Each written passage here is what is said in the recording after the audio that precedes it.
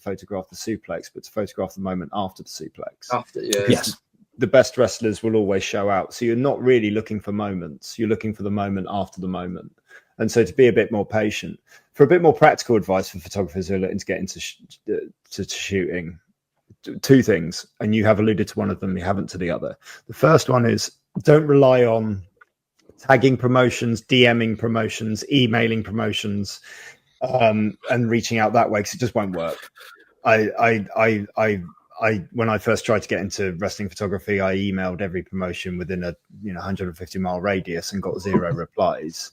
But the way that I got my foot in the door at Revolution Pro Wrestling was by going to a show, and introducing myself to people, and not cold calling it, but sort of reaching out to someone who I managed to know was going to be on the show and say, well, I'm going to be there. Could you introduce me to someone in charge? Because I didn't really know how it worked. And then working it in that way, because people buy people. And for my first show at Rev Pro, to convince them, I took a little booklet of the work that I'd shot. That wasn't wrestling work, that was just photography work, just to prove I was a photographer.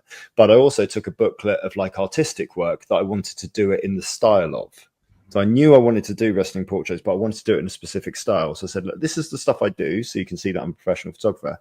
This is a really creative artist from LA, and I want to do it in this style. So can you let me in, because I want to make you look like this? And then that's how my project sort of pretty much started, by pressing palms and doing it that way. The more practical advice that photographers often ask for is like, well, what kit do I need? These days, 2025, all bodies are good. You can't buy a bad body. Topic, isn't it? So you go to mpb.com, you can pick up secondhand bodies that are 5 years old that are still good. If you have to invest money and you want to invest money, invest it in lenses, because lenses is where the quality are. You want lenses that open up nice as well. They keep their value, and you want them to open up nice and wide so that you can shoot faster, and so that you can shoot clearer glass as well, to get cleaner images sort of coming through. And then your style will work its way, working out on how you shoot, to your angles, your composition, and the way that and the way that you process afterwards, and that will define your style. And what I would encourage people to do is never stop developing that style. Always try and do different things and try and work out where you can take it to the next level. And the best place I get inspiration for that from is we've just had the Olympics, I think last year.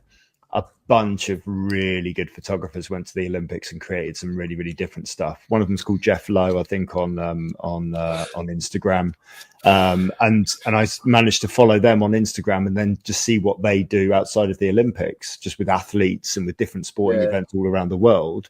And you go, okay, well, that's a style, that's a trend, that's something I can maybe lean into and see how I can develop that myself, rather than just getting stuck in a rut.